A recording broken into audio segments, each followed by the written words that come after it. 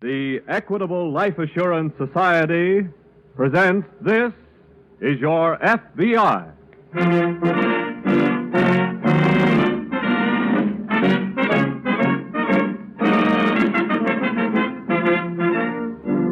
This is Your FBI, an official broadcast from the files of the Federal Bureau of Investigation, presented as a public service by the Equitable Life Assurance Society of the United States and the Equitable Society's representative in your community.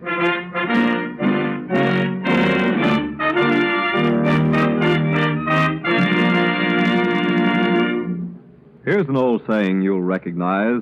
In union, there is strength.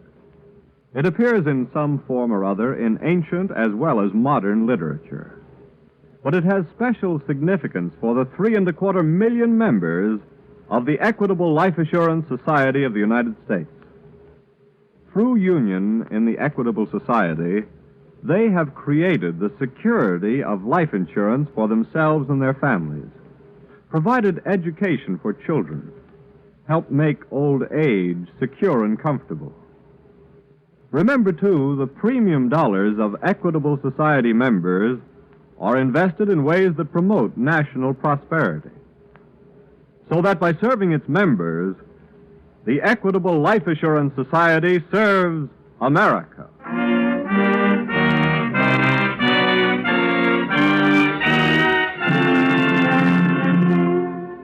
Tonight's file, the Skyway Swindle.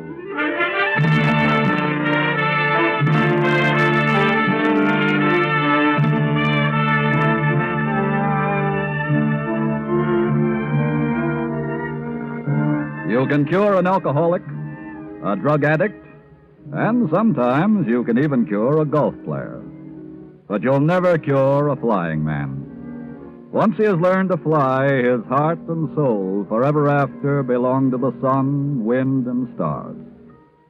That is why the thousands of young Americans who flew the fighters, bombers, and transports during the war are finding it so hard to reconvert to peacetime pursuits on the ground.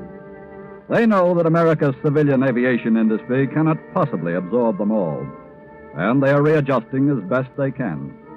But just let them see an opportunity to fly again, and, well, one young veteran of 30 missions over Tokyo saw such an opportunity recently. And here's what happened.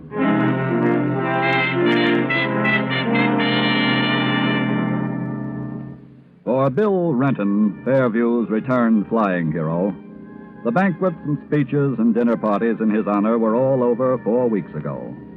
And in a way, he was glad, because he wanted to forget all about the war. But life on the ground began to get pretty dull, and was getting no better fast until the phone rang one morning. Bill answered and heard a feminine voice say, Is this Bill Renton? Yeah? The Bill Renton? That's right. Well, you don't know me, of course, but you knew my husband very well. Oh, He flew in your squadron, Jack Martin. Jack Martin? Oh, I'll say I knew Jack very well. You say you're his... I'm his widow, Carol. Well, and you're right here in Fairview? I just arrived this morning. I'm at the Central Hotel. Well, gee, I'd sure like to see you. Well, I'd love to meet you, too. Jack's mentioned you so often in his letters. Well, then, hold everything. I'll meet you in the lobby in 10 minutes.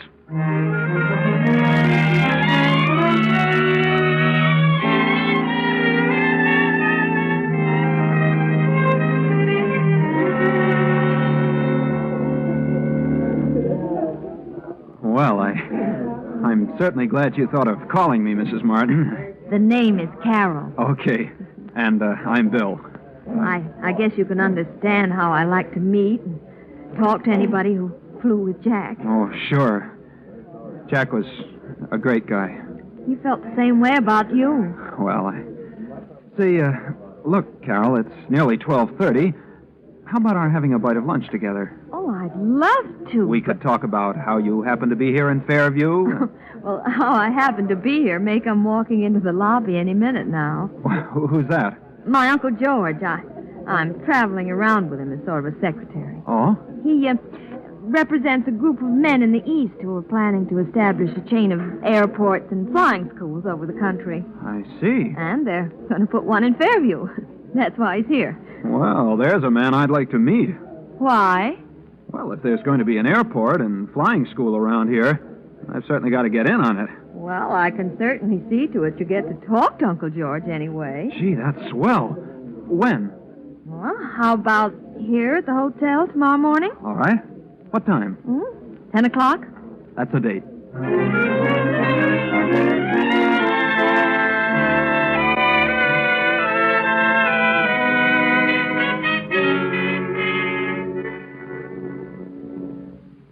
Mr. Sterling.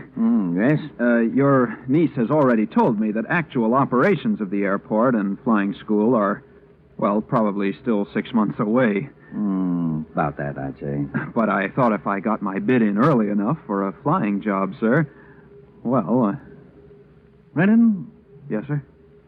how would you like to start work right away? Right away? And how would you like to be head of the flying school? Well, I... And how would you like for it to be called the Renton Flying School? Now, wait a minute, Mr. Sterling. One thing at a time. Now, don't misunderstand. This is not a sentimental gesture to a war veteran. Nor is it because you're a friend of my niece's husband. It's strictly business. Well, I'm afraid I don't understand, sir. My group could easily finance 100 airports and flying schools, Renton. But we've found by experience that the community is more likely to support a thing if it has some money of its own invested. Well, that's true, sir. Therefore, in each case, we're going to put up half the money if the businessmen of the community will subscribe the other half. Well, that certainly sounds fair enough. All right.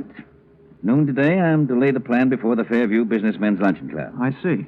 And if I can introduce you and tell them you'll head the flying school, the Renton Flying School, Well, why, those men will subscribe for $50,000 worth of stock before you can wink your eye. Now, is it a deal?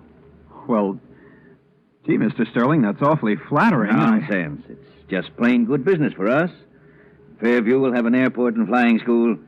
You'll be in the flying business for the rest of your life.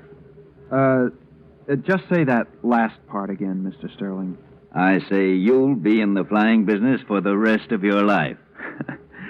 That did it. Where's the contract?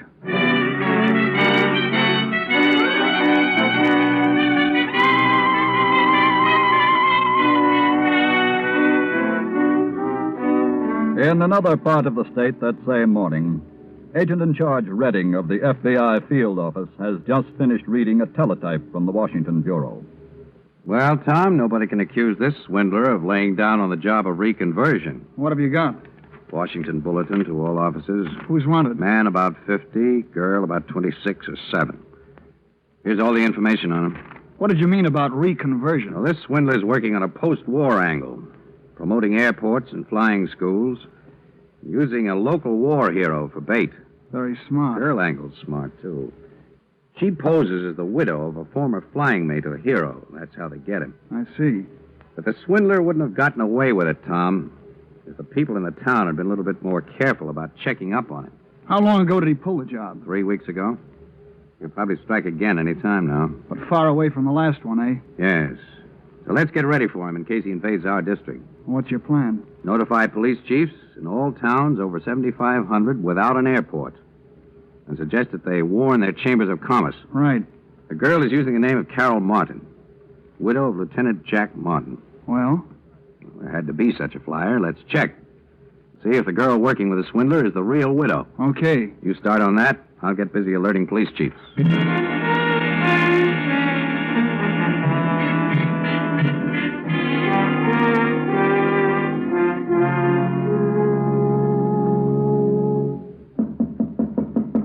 Come in.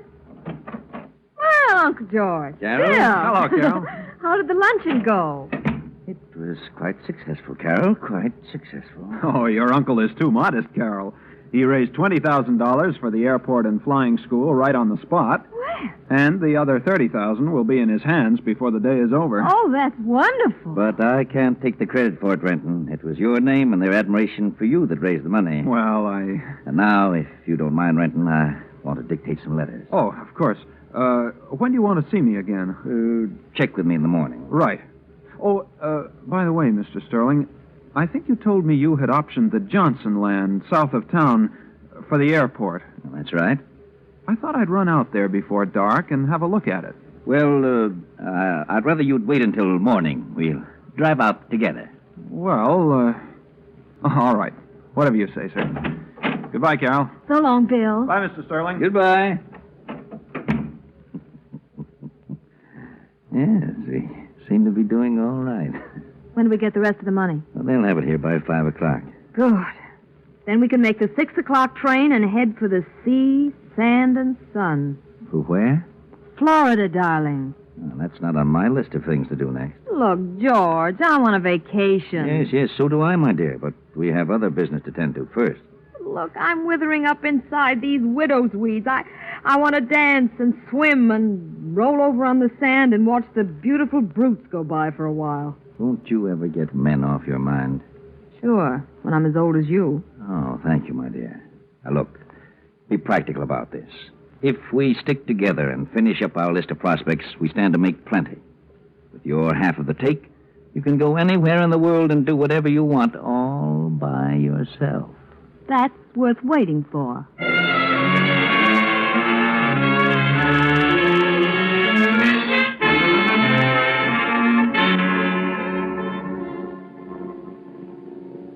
Well, Tom, anything happened while I was out? Yes, I got the information on the widow of Lieutenant Jack Martin. No. The girl working with the swindler is faking. I was pretty sure of that. The real Carol Martin lives in a little town in Oregon. Hasn't been away from there for 10 years. Mm-hmm. I wonder how the swindler and the girl knew about her. Well, let's go to work on that. Maybe we can get a lead on the pattern of the swindler's operation. Oh, this teletype from Washington just came in, too. Follow up on the swindle? Yeah, he and the girl rigged another town last week. But somebody got suspicious and they made a quick exit. Where was that? Shenfield, Kansas. That's 2 states nearer this way than the first job. I know. Have all the notices to the police chiefs gone out? Well, it's still in the works, but they'll all be alerted before the night's over. Good. And I hope the swindler does try to pull a job in our district. I guarantee it'll be his last one.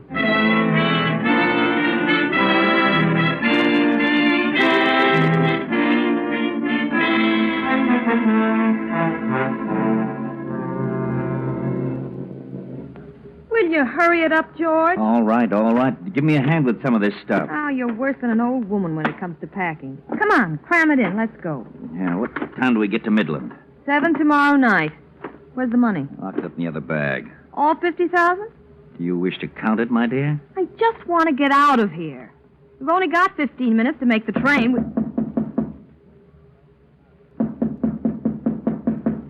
Don't answer it. Whoever it is must have heard us talking. Go see who it is. But don't let them inside. Yeah, but suppose... Oh, hello, Bill. Going somewhere, Carol? Urgent call, Renton. I've got to go to Chicago for a few days. Too bad the flying school's not in operation. I could get you there in a real hurry. Yes, that would be a great help. But I'm afraid what I'd really do is bail out and leave you two to figure out the gadgets for yourselves. What's that? I let you two make a sucker out of me. But you're not going to do the same thing to those men who invested $50,000. Look, I don't know what you're talking about. I disobeyed orders, Mr. Sterling. I went out to look over the Johnson land. But I told you... I know. You told me you had optioned the land. But you were lying. Johnson says you've never even talked to him. All right, but I can explain Then maybe that. you can explain something else I found out. What do you mean? You said you had made a deal with Northrop to use their trainers in the flying schools. I just called Northrop, and they'd never heard of you. Now, look here. Hand over that dough, Sterling. I'll do nothing of the sort. I tell you... Give me what- that money. Look, Renton, you're in on this too, remember? I said give me Put that... up your hands, Bill. What? And don't turn around. Pick up the bag, George. Wait a minute. You've already stabbed me in the back, Carol, so maybe you'll shoot me in the back, too. But before you do, I'm gonna...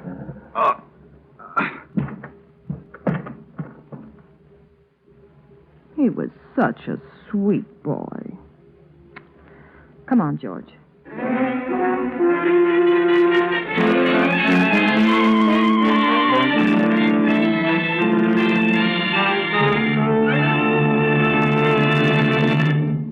Before telling you about the next exciting development in tonight's FBI file, let's talk for a moment about 2 very important elements in America today: labor and management. This week at the Equitable Society, I was invited to accompany a group insurance serviceman to a conference between labor and management. The purpose of the meeting was to announce to a certain group of employees that their company had taken out group life insurance with the Equitable Life Assurance Society of the United States. To start the meeting, the Equitable man told the assembled employees about the benefits they would receive under this plan. Insurance on their lives, accident and health insurance, hospitalization and surgical expenses in case of sickness or accident to themselves or their dependents. Then the president of the company told his employees that he considered this group insurance with the Equitable Society one of the best things that had happened to the company since it was founded by his grandfather over 60 years ago.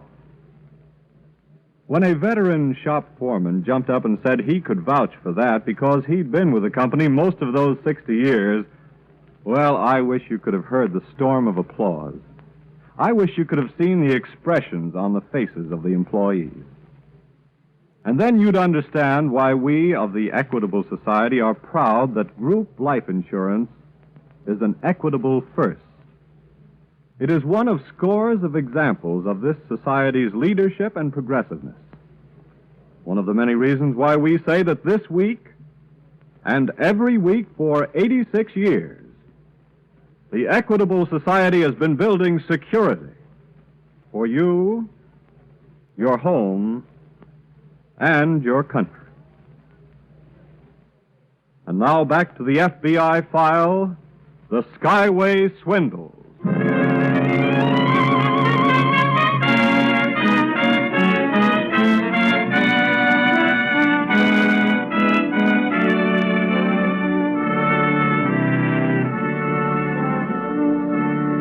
To put it mildly, it must turn the stomachs of America's returning veterans when they come back home and encounter some of the people for whom they fought, and for whom so many thousands of their buddies gave their lives. People like, to cite only one of many types, people like swindlers such as George Sterling and his accomplice, the girl Carol. Greedy, conscienceless people who scheme day and night against the possessions and human rights of others, even victimizing the very ones who fought to safeguard the country from which they sucked their miserable existence.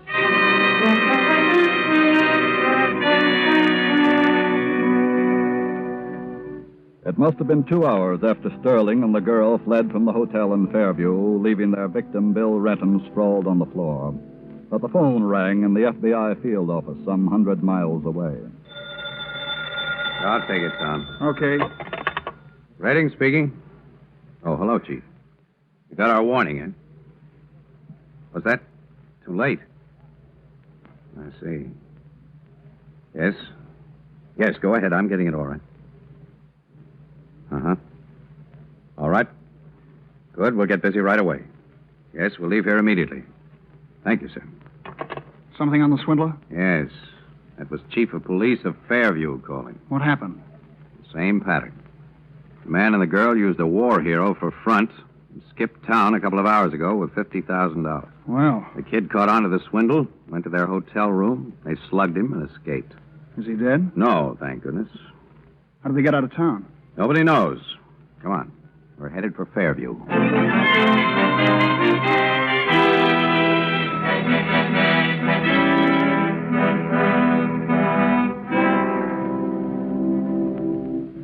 Mr. Renton, I'm Agent in Charge Redding of the FBI. This is Special Agent Willard. How do you do? How's the head? Well, it's not my head that's bothering me now, Mr. Redding. It's letting those rats get away with $50,000. I can understand how you feel. But after all, you were only a victim like the rest. Yes, but it was my name that raised that money. Let's hope we catch Sterling and the girl before they've spent too much of it. Well, if we don't, I'll be working for nothing for a long time to come. I'm going to pay back every cent those men put up. How did they first contact you, Mr. Renton? The swindler and the girl. Well, she telephoned me from the hotel. Uh-huh. Said she was Carol Martin, the widow of Jack Martin, who flew in my same squadron. Then? Well, of course I fell for it and said I'd like to see her. so. I met her at the hotel. And when I asked her what she was doing in Fairview, she started telling me about this project that her so-called uncle was working on. Naturally, that interested you. Yeah. So I made a date to talk to her uncle about a job. Uh-huh. Next thing you knew, you were fronting the project, raising money through the Businessmen's Luncheon Club. How did you know that? He's done it twice before in the same way. Did you know Lieutenant Howard Jones? Jonesy? Why, sure, he flew in the same squadron with me. Why? He was their first victim. How about Lieutenant Robert Lansing? He flew with us, too. Did they get him? He was their second victim. Well, it looks like they're going right down the line of fellows in my outfit. And those of you who live in the smaller towns, anyway. But how did they know who we were or where we lived? I've no idea. But we've got to get a roster of your squadron. That's about the surest way we'll have of catching him. You got a list of the men in your outfit? No, sir, I haven't. And then we better contact the War Department right away. As soon as we get the list, we'll alert all the men on it. Good. I've got an idea we're going to get all of that $50,000 back for you. Well, that'll be plenty okay with me.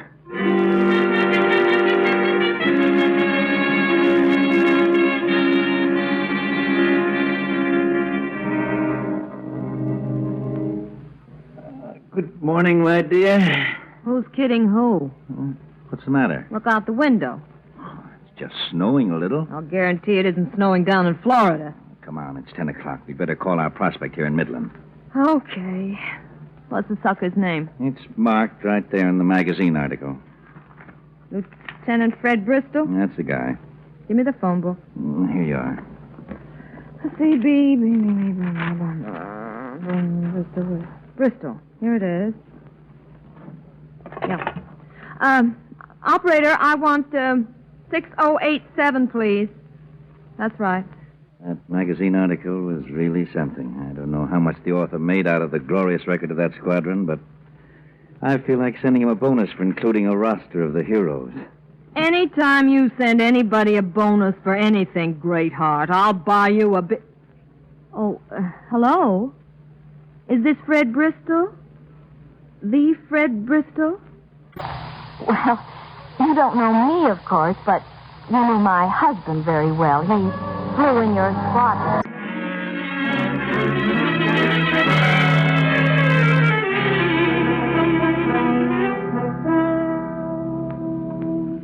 I sure wish that teletype would start sounding off, Tom. So do I. My hands are pretty well tied until that roster comes in. The swindlers may have already reached the scene of their next job, too. Yes. One good thing for us, though, it takes them a couple of days to set the stage and cash in. Hope it doesn't take us longer than that to start. There she goes. Let's have a look. Following his list of men who served in... This is it. Get Barnes and Kennedy in here. Okay. Tell the switchboard operator to keep 6 trunks clear for us. We're going to get on long distance and stay on it until we make a strike.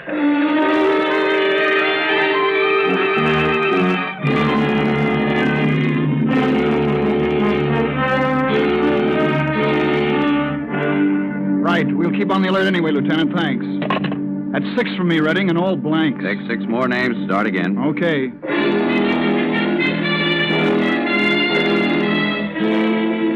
Contacted 14 names by long distance. No luck. We're narrowing the field anyway. Get some more. Keep going. Right.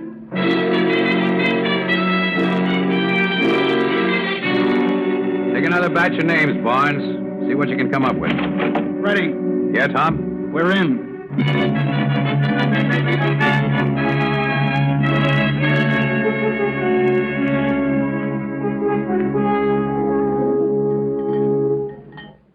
Oh, here comes Uncle George now, Fred. Good. I'm awfully sorry, young man. I was late for our breakfast appointment. Oh, I'm sure you're quite busy, sir.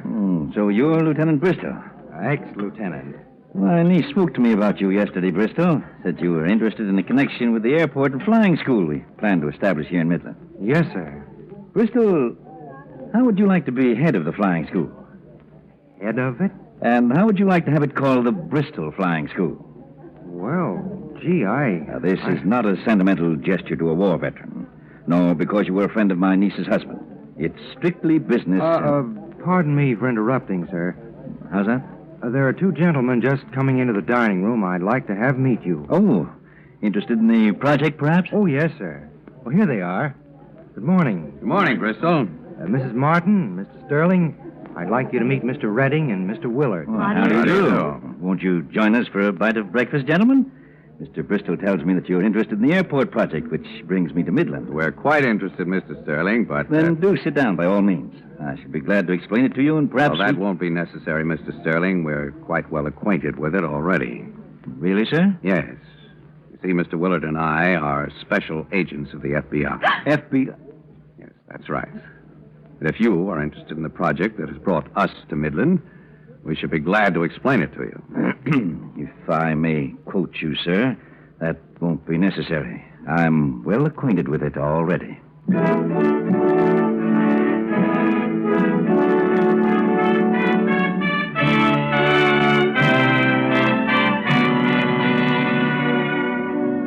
George Sterling and his accomplice, Carroll, were tried in a federal court for their cruel swindle. They were both sentenced to long terms in a penitentiary. The swindler, the cheater, is one of the most loathsome species that crawls in the criminal scum of any society. And he is numbered by the thousands. But his whole breed could be wiped out overnight, for he lives solely by preying on the carelessness of his victims. The simple exercise of due caution in dealing with and checking on the stranger with a proposition, this one step alone on the part of each of us could exterminate the swindler.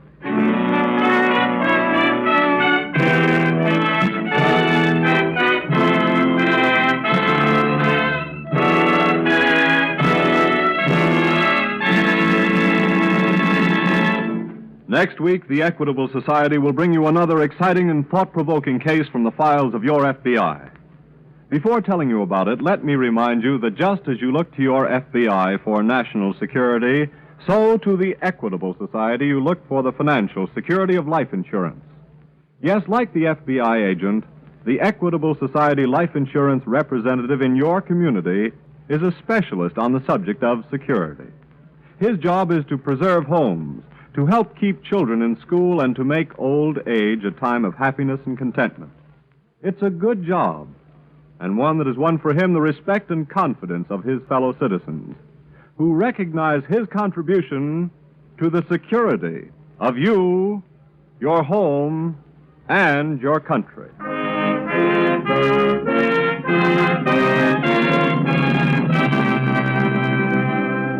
Next week, we will bring you another colorful story from the files of the Federal Bureau of Investigation, The Paroled Killer.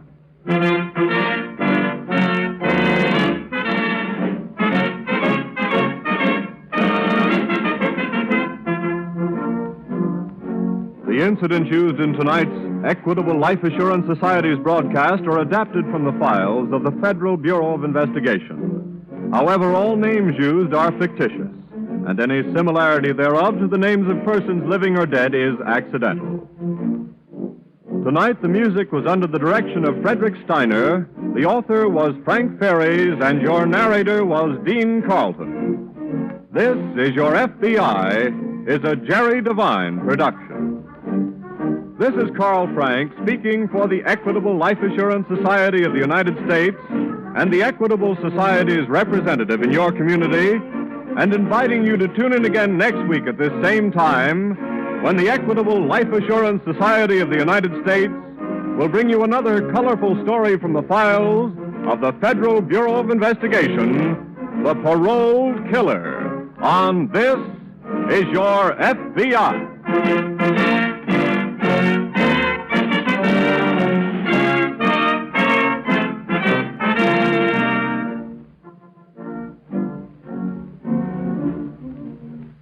This is ABC, the American Broadcasting Company.